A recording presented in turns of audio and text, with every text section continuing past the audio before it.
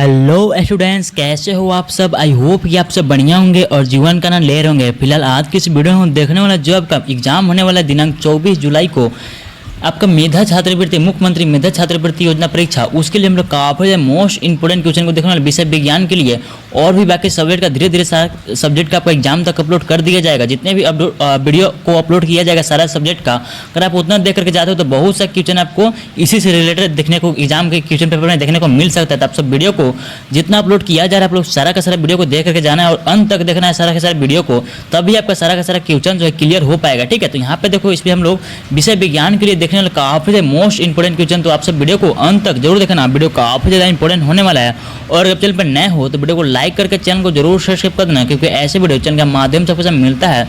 तो वीडियो को लाइक करके चैनल को भी सब्सक्राइब कर देना। ठीक है, यहाँ पे देखो हम लोग एक एक सारे प्रश्न को देख लेते हैं। इस वीडियो हम लोग टोटल 30 साइंस के क्वेश्चन को करने वाले, विज्ञान के टोटल 30 प्रश्नों को करने वाला है। ठीक है, तो आप सब वीडियो को अंत तक ही देखना। यहाँ पे देखो आप सब सबसे पहला प्रश्न है कि क्वेश्चन नंबर 91 बोलता है आपसे सीड ड्रिल का उपयोग होता है। सीड ड्रिल का उपयोग कहाँ पे होता है, आपके पास ऑप्शन दे दिया है। कटाई के लिए, बीजों को साफ करने के लिए, या फिर बीज बोने के लिए, या फिर निराई गुड़ाई के लिए। तो देखो सीड ड्रिल का जो उपयोग होता है आपका बीज बोने के लिए होता है। ठीक है, यानी कि ऑप्शन नंबर 3 यहाँ पे बिल्कुल सही उत्तर हो जाएगा। ठीक है, नेक्स्ट क्वेश्चन का देखो क्वेश्चन नंबर 92 यानी कि 92 बोलता है आपसे चीनी का एल्कोहल में रूपांतरण की प्रक्रिया क्या कहलाती है। यानी कि चीनी जो है एल्कोहल में रूपांतरण होती है, उस प्रक्रिया को हम लोग क्या बोलते हैं। आपके पास ऑप्शन दे दिया गया है नाइट्रोजन स्थिरीकरण, या फिर मोल्डिंग, या फिर किण्वन, या फिर संक्रमण। तो आप सब याद रखना चीनी का एल्कोहल में रूपांतरण को हम लोग किण्वन बोलते हैं। ऑप्शन नंबर 3 यहाँ पे हमारा बिल्कुल सही उत्तर हो जाएगा। नेक्स्ट देखो क्वेश्चन नंबर 93 बोलता है आपसे निम्न में से कौन सी दवा एंटीबायोटिक है, एंटीपायरेटिक है। एंटीपायरेटिक कौन सा है, तो आपके पास ऑप्शन दे दिया गया इंसुलिन, अल्कोहल, स्ट्रेप्टोमाइसिन, या फिर पैरासीटामोल। तो आपका जो सही उत्तर हो जाएगा वो जाएगा ऑप्शन नंबर 4। यहाँ पे ऑप्शन नंबर 4 बिल्कुल सही उत्तर हो जाएगा। ठीक है, आप लोग याद रखना काफ़ी मोस्ट इंपोर्टेंट क्वेश्चन कराया जा रहा है। 94 का देखो बोलता है आपसे कृत्रिम ऊन बनाने में किस तंतु का उपयोग होता है। तो कृत्रिम ऊन बनाने में किस तंतु का उपयोग होता है हमसे पूछ रहा है। ठीक है, तो आपके पास ऑप्शन दे दिया गया है एक्राइलिक, रेयोन, नायलॉन, या फिर सूती। तो आप लोग याद रखना क्वेश्चन नंबर 94 का जो सही उत्तर हो जाएगा वो हो जाएगा ऑप्शन नंबर 1, यानी कि एक्राइलिक बिल्कुल सही उत्तर हो जाएगा। ठीक है, नेक्स्ट आपका था क्वेश्चन नंबर 95 बोलता है आपसे बेकेलाइट का एक उदाहरण है। बेकेलाइट एक उदाहरण है, किसका उदाहरण है बेकेलाइट आपसे बोल रहा है। तो आपके पास ऑप्शन दे दिया गया तंतु का, या फिर इलास्टोमर का, या फिर नायलॉन का, या फिर थर्मोसेटिंग पॉलीमर का। तो देखो जो बेकेट लाइट का उदाहरण है आपका वो है आपका थर्मोसेटिंग पॉलीमर का। ठीक है, तो ऑप्शन नंबर 4 यहाँ पे बिल्कुल सही उत्तर हो जाएगा। ठीक है, उसके बाद हम लोग क्वेश्चन नंबर 96 क्वेश्चन नंबर 96 यहाँ पे देखो बोलता है आपसे कौन सी धातु वायु, जल तथा एसिड से संचारित नहीं होती। यानी कि वायु से भी उसे कोई फर्क नहीं पड़ता, जल से भी उसे कोई फर्क नहीं पड़ता, और अम्ल से भी उसे कोई फर्क नहीं पड़ता। तो कौन सा धातु है, तो आपके पास ऑप्शन दे दिया गया है तांबा, जस्ता, एल्यूमिनियम, या फिर सोना। तो क्वेश्चन नंबर 96 का जो सही उत्तर हो जाएगा वो हो जाएगा ऑप्शन नंबर 4, यानी कि सोना को हम लोग इन सारे चीज़ों से फर्क नहीं पड़ता है। ठीक है, तभी इसका आभूषण जो है बनाया जाता है। अगर क्वेश्चन नंबर 97 का देखो बोलता है आपसे सबसे अच्छा विद्युत सुचालक है, इसमें से कौन सा सबसे अच्छा विद्युत का सुचालक है। आपके पास ऑप्शन दे दिया गया सोना, तांबा, चांदी, एल्यूमिनियम। तो क्वेश्चन नंबर 97 का जो सही उत्तर हो जाएगा वो हो जाएगा चांदी, यानी ऑप्शन नंबर 3 यहाँ पे बिल्कुल सही उत्तर हो जाएगा। ठीक है, ये जो आपका होता है चांदी सबसे अच्छा विद्युत का सुचालक होता है। ठीक है, आप लोग याद रखना। क्वेश्चन नंबर 98 का देखो बोलता है आपसे निम्न में कौन पेट्रो रसायन है। पेट्रो रसायन इसमें से कौन सा, आपके पास ऑप्शन दे दिया गया अमोनिया, कोक, एसीटोन, या फिर फेरामिन मोम। तो क्वेश्चन नंबर 98 का जो सही उत्तर हो जाएगा वो हो जाएगा ऑप्शन नंबर 4, यानी कि पैराफिन मोम यहाँ पे बिल्कुल सही उत्तर हो जाएगा। ठीक है, ऑप्शन नंबर 4। 99 का देखो बोलता है आपसे एलपीजी का प्रमुख अवयव क्या है। एलपीजी का प्रमुख अवयव हमसे पूछ रहा है। आपके पास दे दिया ऑप्शन मीथेन, ब्यूटेन, इथेन, या फिर प्रोपेन। तो क्वेश्चन नंबर 99 का जो सही उत्तर हो जाएगा वो हो जाएगा ऑप्शन नंबर 2, यानी कि ब्यूटेन यहाँ पे बिल्कुल सही उत्तर हो जाएगा। ठीक है, आप लोग इस चीज़ को याद रखना। नेक्स्ट देखो क्वेश्चन नंबर 100 बोलता है आपसे निम्न में से कौन कोयला का उत्पाद नहीं है। निम्न में से कौन कोयला का उत्पाद नहीं है। आपके पास ऑप्शन दे दिया गया है कोल तार, कोल गैस, चूना, या फिर इनमें से कोई नहीं। तो क्वेश्चन नंबर 100 का जो सही उत्तर हो जाएगा क्वेश्चन नंबर 100 का जो सही उत्तर हो जाएगा वो हो जाएगा ऑप्शन नंबर 3, यानी कि चूना जो है आपका कोयला का उत्पाद नहीं है, यानी कि कोयला से इसे नहीं बनाया जाता चूना को। क्वेश्चन नंबर 101 को देखो, 101 बोलता है आपसे ऊर्जा का अनवीकरणीय स्रोत है, ऊर्जा का कौन सा इसमें से अनवीकरणीय स्रोत है।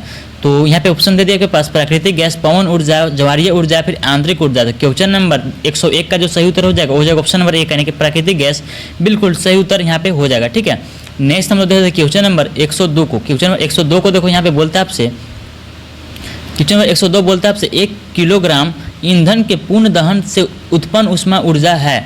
तो 1 किलोग्राम ईंधन के पूर्ण दहन यानी कि ये जब 1 किलोग्राम ईंधन पूरा पूरा जल जाता है उसके दौरान उत्पन्न ऊष्मा हमसे पूछ रहा है। ठीक है, उत्पन्न ऊष्मा ऊर्जा हमसे पूछ रहा है। तो आपके पास दे दिया गया कैलोरी मान, सार्थक मान, ऊष्मीय मान या फिर आंतरिक ऊर्जा। तो क्वेश्चन नंबर 102 का जो सही उत्तर हो जाएगा वो हो जाएगा कैलोरी मान, यानी कि ऑप्शन नंबर 1 यहाँ पे हमारा बिल्कुल सही उत्तर हो जाएगा। आगे देखो क्वेश्चन नंबर 3 बोलता है आपसे, 103 बोलता है आपसे सभी संकट आपत्र प्राणियों तथा पौधों का रिकॉर्ड रखने वाली पुस्तक कही जाती है। यानी कि जैसे कोई जानवर कोई जो जंतु जो है खत्म होने वाला है हमेशा के लिए, जैसे कि उनका संख्या बहुत कम बचा है, तो उन सारे चीज़ों का रिकॉर्ड कहाँ पर रखा जाता है, किस बुक के अंतर्गत आपसे पूछ रहा है। तो क्वेश्चन नंबर 103 का जो सही उत्तर हो जाएगा, आप लोग याद रखना, वो हो जाएगा red data book. Red data book यहाँ पे बिल्कुल सही उत्तर हो जाएगा। ठीक है, 4 को देखो, बोलता है आपसे वन्य जीव संरक्षण अधिनियम कब बना, वन्य जीव संरक्षण अधिनियम कब बना। तो आप लोग को याद रखना, आपके पास ऑप्शन दे दिया गया 1952, 1952,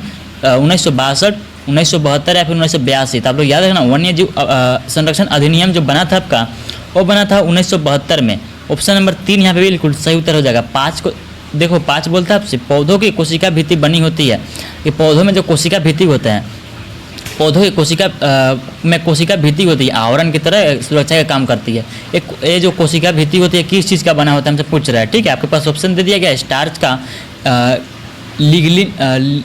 लिग्निन का, या फिर सेलुलोज का, या फिर प्रोटीन का। तो आप लोग याद रखना, कोशिका भित्ति जो बना होता है सेलुलोज का बना होता है, यानी कि ऑप्शन नंबर सेलुलोज का। ऑप्शन नंबर 3 यहाँ पे बिल्कुल सही उत्तर हो जाएगा।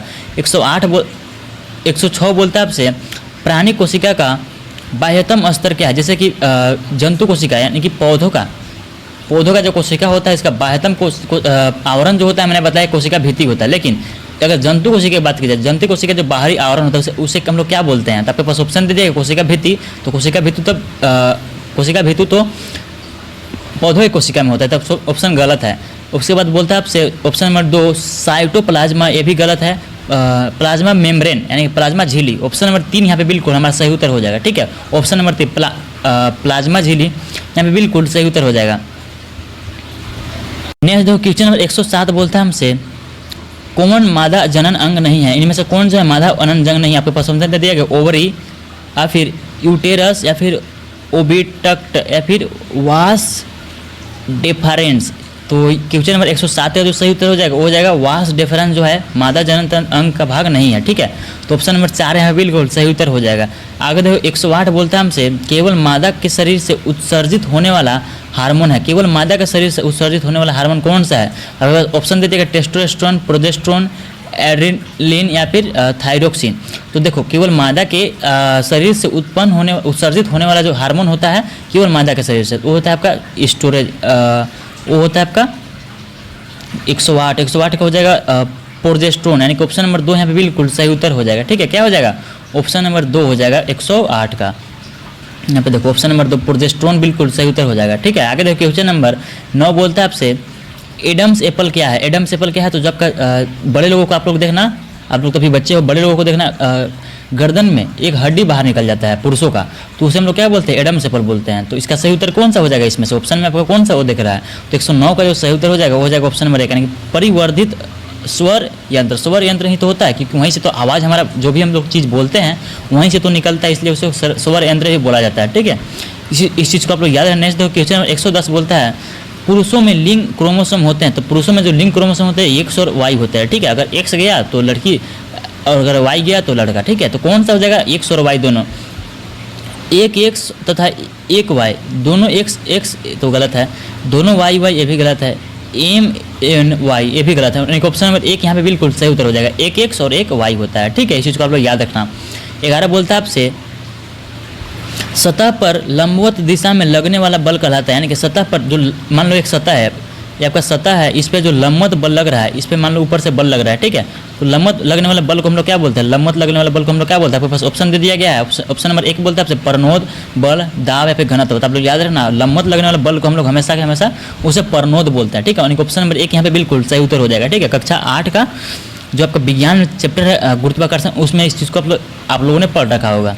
112 बोलता है आपसे साइकिल के टायर को घिस जाने के लिए उत्तरदायी बल कौन सा है। साइकिल के टायर जो घिस जाता है, आप लोग देखना, आप लोग साइकिल चलाते हो उसका टायर जो घिस जाता है धीरे धीरे, इसका कौन सा कारण है। आपको ऑप्शन दे दिया गया घर्षण बल, चुंबकीय बल, पेशीय बल या फिर स्थित विद्युत बल। आप लोग याद रखना हमेशा साइकिल के टायर जो घिसते हैं उसके पीछे जो कारण होता है, कौन सा बल कारण होता है, तो आप लोग याद रखना घर्षण बल के कारण ऐसा होता है, यानी कि फ्रिक्शन फोर्स। 13 को देखो, बोलता है आपसे घर्षण कम करने वाला तत्व कहा जाता है। तो घर्षण को कम करने वाले तत्व को हम लोग क्या कहते हैं, आपके पास ऑप्शन दे दिया गया है लुब्रिकेंट, ग्रेफाइट, कर्षण या फिर धारा रेखित। तो क्वेश्चन नंबर 13 का जो सही उत्तर हो जाएगा वो हो जाएगा ऑप्शन नंबर 1, यानी कि लुब्रिकेंट बोलता है उसे, ठीक है। जैसे कि आप लोगों ने ग्रीस देखा रखा, ग्रीस जिसको कि हम लोग डालते हैं तो क्या होता है, घर्षण जो है कम हो जाता है, ठीक है। तो अभी तक वीडियो को लाइक नहीं, वीडियो को लाइक कर देना और चैनल पर नए हो चैनल को जरूर सब्सक्राइब कर देना, ठीक है। सब्सक्राइब करना मत भूलना, क्योंकि बहुत ही ज़्यादा इंपॉर्टेंट क्वेश्चन आप लोगों के लिए कराया जा रहा है। 14 बोलता है आपसे एक पेंडुलम, एक कोई पेंडुलम है कुछ इस तरीके से। पेंडुलम क्या होता है, देखो एक पेंडुलम है, इसको इस पे लटकाया जाता है, ठीक है। आपका लटकाया जाता है, आपका इधर भी झूलते रहता है, आपका झूलवा की तरह झूलते रहता है, ठीक है। इसी को हम लोग क्या बोलते हैं, पेंडुलम बोलते हैं, ठीक है। तो आगे बोलते हैं आपसे इधर भी जाएगा, इधर भी जाएगा। आगे बोलता है आपसे एक पेंडुलम 4 सेकंड में 40 बार दोलन करता है, यानी कि 4 सेकंड में 40 बार इधर उधर कर ले रहा है, ठीक है। तो हमसे बोल रहा है कि इसका समय काल क्या होगा। तो सिंपल है, 4/40 कर दो, आपका समय काल निकल जाएगा, ठीक है। 4 से 40 कटेगा 10 बार में, आपका क्या आएगा 1/10 आएगा। तो 1/10 को हम लोग क्या लिख सकते हैं, 0.1 भी लिख सकते हैं। कौन सा हो जाएगा, ऑप्शन नंबर 4 हो जाएगा, ठीक है। यानी कि 14 कौन सा हो जाएगा ऑप्शन नंबर 4, 0.1 सेकेंड। सिंपल से आपको जितना सेकंड दिया है और जितना दोलन है उसको बटा में कर दो, ठीक है। यानी कि 4 सेकंड दिया था और कितना दोलन था 40 था, तो बटा में 40 आ जाएगा। फिर इसको हल कर दो, आपका आंसर जो है सिंपल से आ जाएगा, ठीक है। 15 को देखो, 15 बोलता है आपसे किसी पिंड की माध्य स्थिति से अधिकतम विस्थापन कहलाता है, ठीक है। किसी पिंड की माध्य स्थिति से अधिकतम विस्थापन क्या कहलाता है, आपके पास ऑप्शन दे दिया गया 15 का। आयाम कहलाता है, दोलन कहलाता है, आवर्ती गति या फिर आवृत्ति। तो क्वेश्चन नंबर 15 का जो सही उत्तर हो जाएगा ऑप्शन नंबर 1, यानी कि आयाम इसको बोलते हैं हम लोग, क्या बोलते हैं, आयाम बोलते हैं, ठीक है। तो ऑप्शन नंबर 1 यहाँ पे बिल्कुल सही उत्तर हो जाएगा। नहीं देखो, बोलते हैं आपसे एलईडी का पूर्ण रूप क्या है। एलईडी का पूर्ण रूप क्या है, तो आपके पास ऑप्शन दे दिया गया लाइट इलेक्ट्रॉन डिवोड, ये तो गलत है। लाइट इमिटिंग डिवोड, ये तो सही है, ठीक है। लाइट इलेक्ट्रिक डिवोड, लाइक इलेक्ट्रॉन डेंसिटी, ये भी गलत है। ऑप्शन नंबर 2 यहाँ पे बिल्कुल सही उत्तर हो जाएगा, ठीक है। आप लोग ये चीज़ को याद रखना। क्वेश्चन नंबर 17 बोलता है आपसे भूकंप मापने के लिए किस यंत्र का उपयोग किया जाता है। तो भूकंप मापने के लिए किस यंत्र का प्रयोग किया जाए आपको बताना है। तो क्वेश्चन नंबर 117 का जो सही उत्तर हो जाएगा सिस्मोग्राफ, यानी कि ऑप्शन नंबर 2 यहाँ पे बिल्कुल सही उत्तर हो जाएगा, ठीक है। नेक्स्ट क्वेश्चन को देखते हैं, क्वेश्चन नंबर 18 को। अब हमारा 3 प्रश्न और बचा हुआ 18, 19, 20। बोलता है आपसे क्वेश्चन 18 पीछे की तरफ देखने वाले दर्पण होता है, यानी कि पीछे की तरफ देखने वाला दर्पण क्या होता है। जैसे कि आप लोगों ने गाड़ियों में देखा है पीछे की तरफ देखने के लिए एक स्पेशल दर्पण लगा होता है, तो हम लोग क्या कौन सा दर्पण बोलते हैं। आपके पास ऑप्शन दे दिया गया है समतल दर्पण, अवतल दर्पण, उत्तल दर्पण या फिर इनमें से सभी। तो देखो उस दर्पण को हम लोग बोलते हैं उत्तल दर्पण, इनका ऑप्शन नंबर 3 यहाँ पे बिल्कुल सही उत्तर हो जाएगा। क्या हो जाएगा, ऑप्शन नंबर 3 यहाँ पे बिल्कुल सही उत्तर हो जाएगा 18 का। आगे देखो 2 प्रश्न बचा हुआ हमारा। बोलता है क्वेश्चन नंबर 119 किस ग्रह के सबसे अधिक उपग्रह है। किस ग्रह के पास सबसे अधिक उपग्रह है। जैसे आप लोगों ने पृथ्वी का एक उपग्रह जानते हो, चंद्रमा होता है जो कि पृथ्वी के चारों ओर घूमता रहता है, ठीक है। तो ऐसा कौन सा ग्रह है जिसका कि सबसे ज़्यादा चंद्रमा है, यानी कि उपग्रह है। तो आपके पास ऑप्शन दे दिया बृहस्पति, शनि, बुध या फिर मंगल। तो देखो सबसे ज़्यादा उपग्रह वाला जो ग्रह है वो आपका शनि है, यानी कि ऑप्शन नंबर 2 यहाँ पे बिल्कुल सही उत्तर हो जाएगा, ठीक है। ऑप्शन नंबर 2 यहाँ पे बिल्कुल सही उत्तर हो जाएगा। आगे देखो क्वेश्चन नंबर 120 बोलता है आपसे लास्ट प्रश्न आज का हमारा, किसके कारण ताजमहल का रंग फीका हो रहा है, ठीक है। यानी कि ताजमहल का जो रंग वास्तविक रंग था उससे थोड़ा थोड़ा क्या हो रहा है, फीका होता जा रहा है। किसके कारण हो रहा है, आपके पास ऑप्शन दे दिया गया है वायु प्रदूषण, परावैंगनिक किरण, अम्ल वर्षा या फिर अवरक्त विकिरण। तो क्वेश्चन नंबर 120 का जो सही उत्तर हो जाएगा ऑप्शन नंबर 3, अम्ल वर्षा के कारण ऐसा हो रहा है, ठीक है। अम्ल वर्षा के कारण ऐसा हो रहा है, ठीक है। ताजमहल का रंग जो है फीका पड़ता जा रहा है। तो ये था आप लोग का मेधा छात्रवृत्ति योजना के लिए काफ़ी मोस्ट इंपोर्टेंट क्वेश्चन विज्ञान के लिए। तो आपसे वीडियो को लाइक कर देना, चैनल पर नए हो चैनल को जरूर सब्सक्राइब कर देना, और भी बाकी सब्जेक्ट का इसी चैनल पे आपको मिलने वाला। आप लोग वेट करना थोड़ा सा, एग्जाम तक आपको सारे सब्जेक्ट का वीडियो मिल जाएगा। तो आप लोग सारा का सारा वीडियो को देख करके जाना, एग्जाम देने काफ़ी तहलका मचा के आने वाले।